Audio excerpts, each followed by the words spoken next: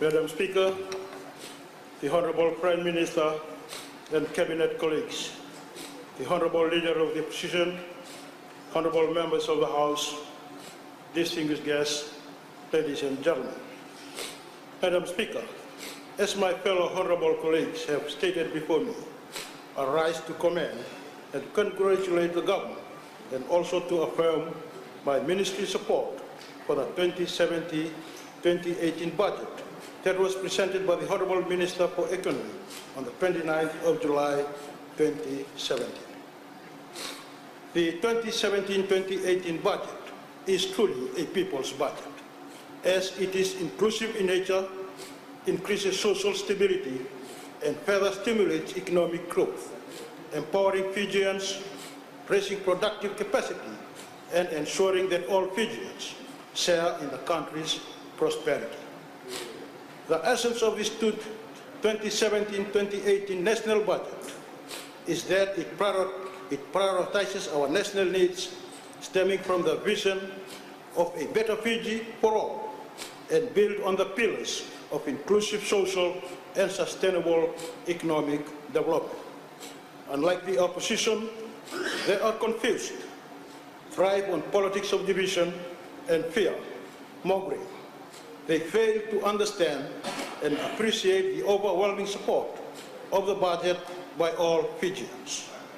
Madam Speaker, Honorable Kiliraki continue to mislead this Honorable House and all Fijians on issues he is unaware of. Madam Speaker, the facts on the Mahogany Industry Act is the savior of the mahogany landowners in Fiji and the state. In terms of carbon trading from the REDD+ project area, payment for MALU carbon credits will be from 2019 based on results achieved under the agreement. Government is providing assistance to the landowners through alternative livelihoods such as honey production, and the payment of $115,062 had already been paid to the landowners.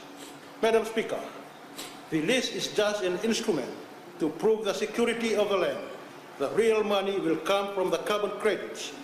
Government is now paying the lease for the REDD+ site, but this lease agreement will be transferred to the landowners in the future. As for carbon trading from the rest of Fiji's natural forest, there has been no discussion on this, as it will need to be first discussed with landowners and TLTD, but is planned to take place from 2020 onwards. So we have ample time to discuss this issue. The MALU REDD+ site is operating under the UNFCCC.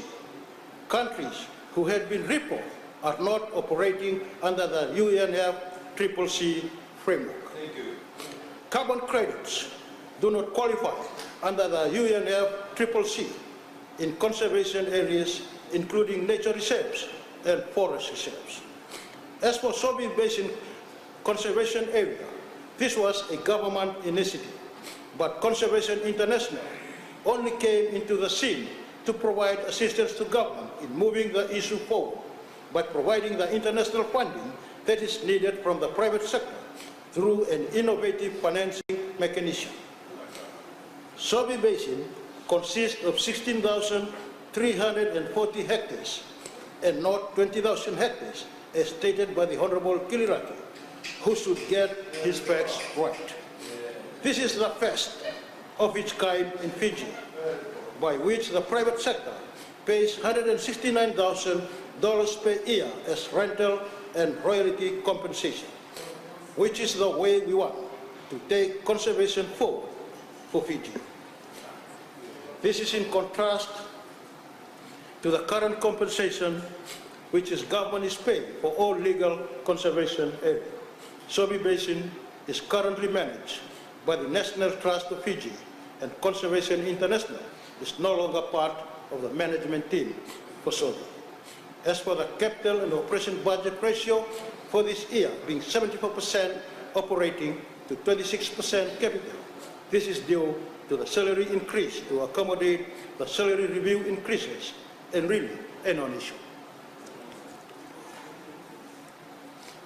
Madam Speaker, the budget is indeed based on the very strong, decisive, and visionary leadership of our Honorable Prime Minister and the Fiji First Government. I wish to thank the Minister for Economy and his hard-working staff for the budget allocation for my ministry, which will pave the way for sustainable transformation that is needed within the sector. This budget will allow my ministry to continue to work with our various key stakeholders to promote investment, boost income, create jobs and business opportunities. Please allow me, Madam Speaker, to present my ministry's annual portfolio budget statement for the coming financial year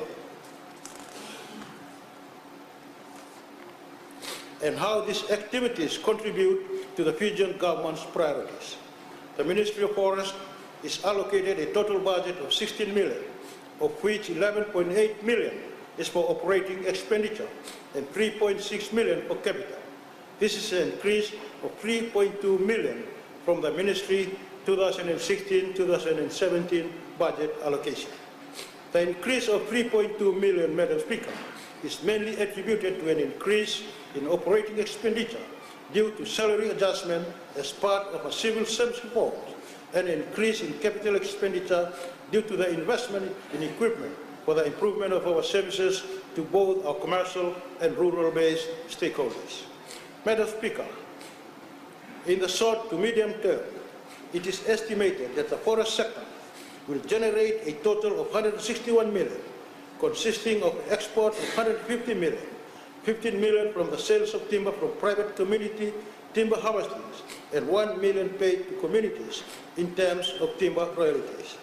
And in the long term, on these trees that we will be planting from this budget, alone for the purpose of providing ecosystem services, a total of 750 hectares will generate $33 million in 50 years.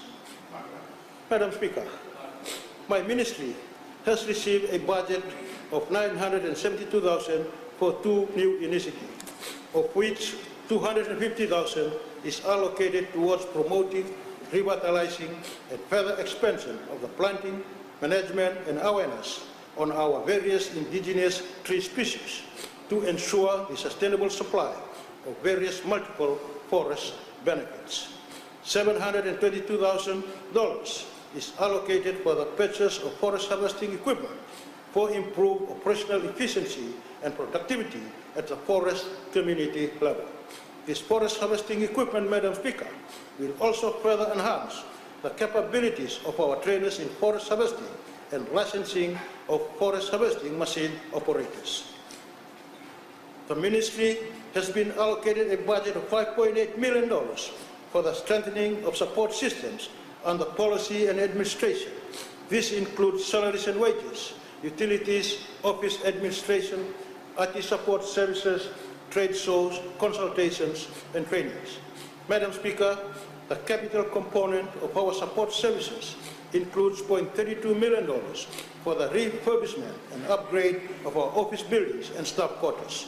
This will ensure maintenance of our capital assets and improvement of the living and working environment for the staff of my ministry to ensure continuous compliance to OHS requirements, which is also conducive to an acceptable standard of living. A budget of $1 million has been allocated for ongoing forest-related research and development activities through our silviculture research and the timber utilization division. This includes the establishment of growth for a number of tree species in order to further expand on the range of species. Better understanding is also required on the current utilization of various timbers. For example, pine and mahogany are mostly used for sawn timber and not much for veneer due to little understanding in the potential for veneer or plywood. Further awareness is also needed on the expansion of non-timber forest commodities such as aromatic oils and wood pellets for biofuel. Madam Speaker, the budget allocation for training, education, and awareness for this fiscal year is $1.2 million. My ministry has 2 training centers, the Forestry Training Center in Dole Suba and the Timber Industry Training Center in the city. Training provided are for students, industry, and land-owning communities within the forest sector. Plantation in natural forest provides multiple economic ecosystem and social benefits which needs to be managed and protected to ensure their continued availability for current and future generations. We will continue to train and empower forest wardens, who will be our key service delivery counterparts as we strengthen our collaboration with rural communities. Madam Speaker, the budget allocation for forest production management assessment under the 2017-2018 budget is $0.9 million, which is for the management and control of forest harvesting operations to ensure resource and environmental sustainability. This budget will ensure the ongoing improvements on awareness and implementation of new forest management elements, such as the control of harvesting diameters for various timber species. Madam Speaker, under this key activity, the continued support to maritime point communities is for a total value of $1.4 million. This will ensure their meaningful participation in Fiji's social and economic development within the forest sector. Furthermore, my ministry will continue to develop and strengthen our collaboration with communities who are involved in the expansion of forest pine plantation managed and facilitated under the Fiji Pine Trust Extension Program. A budget of $0.56 million has been allocated for the development of community-owned pine schemes.